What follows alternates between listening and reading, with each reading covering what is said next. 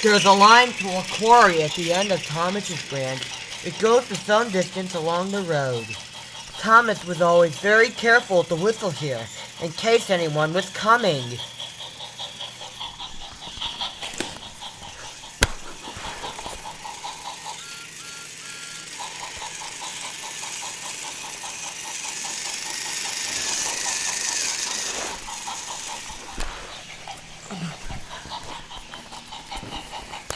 Early one morning, a large policeman was sitting close to the line. Thomas liked policemen.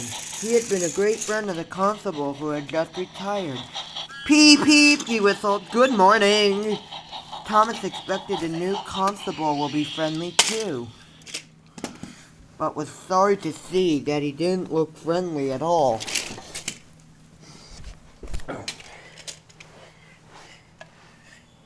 He was red in the face and very cross. Disgraceful, he spluttered. I didn't sleep a wink last night and it was so quiet, and now engines come whistling suddenly behind me. I'm sorry, sir, said Thomas. I only said good morning.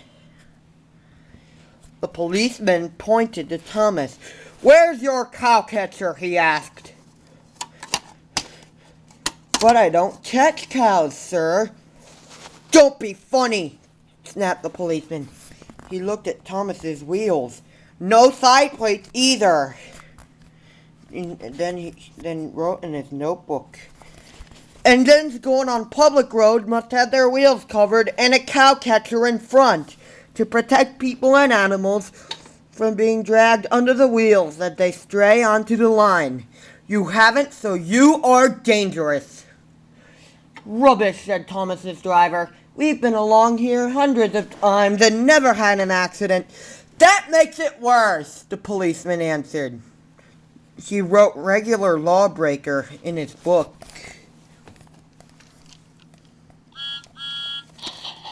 Thomas puffed sadly away.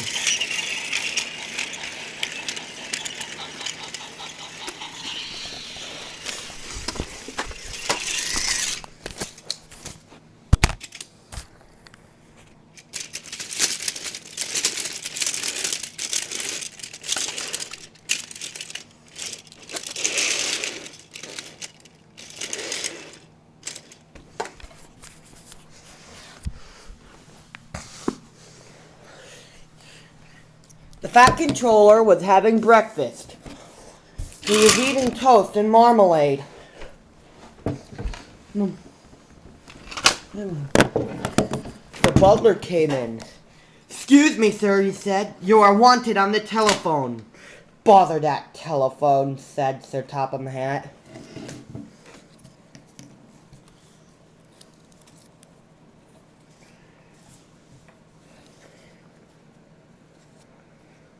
I'm sorry, my dear, he said to his wife. Thomas is in trouble with the police, and I must go at once.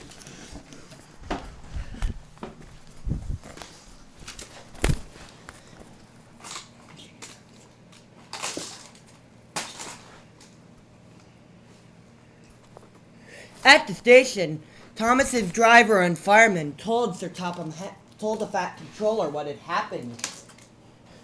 Dangerous to the public, indeed. We'll see about that. The fat controller spoke to the policeman.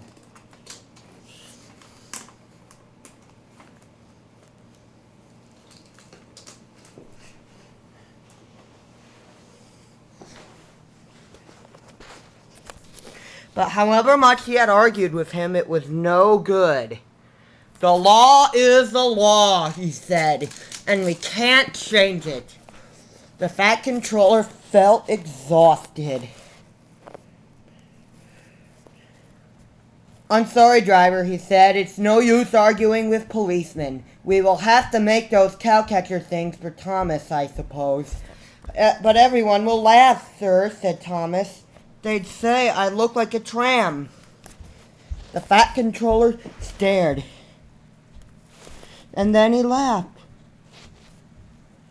Well done, Thomas. Why haven't I thought of it before? We want a tram engine. While I was on my holiday, I met a nice little engine called Toby. He takes freight cars, and he takes trucks from the farms. But the lorries are taking over much of his work, and he needs a change.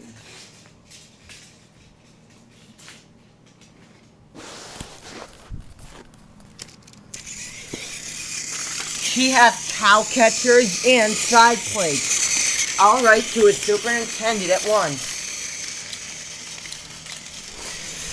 A few days later, Toby arrived.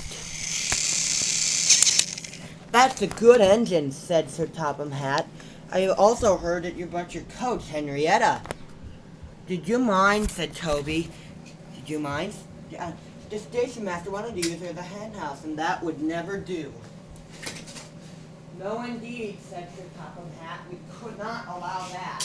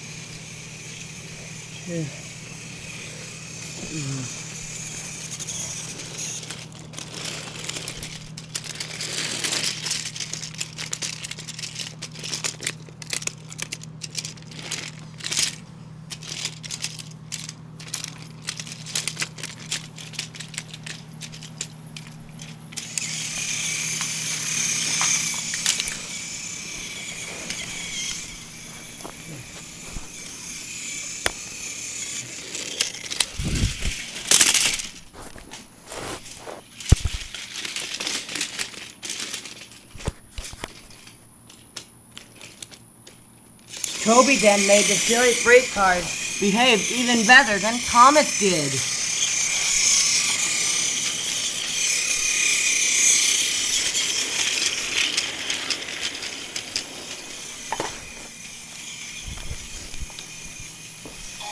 At first, Thomas was jealous, but he was so pleased when Toby rang his bell and frightened the policeman. They've been firm friends ever since.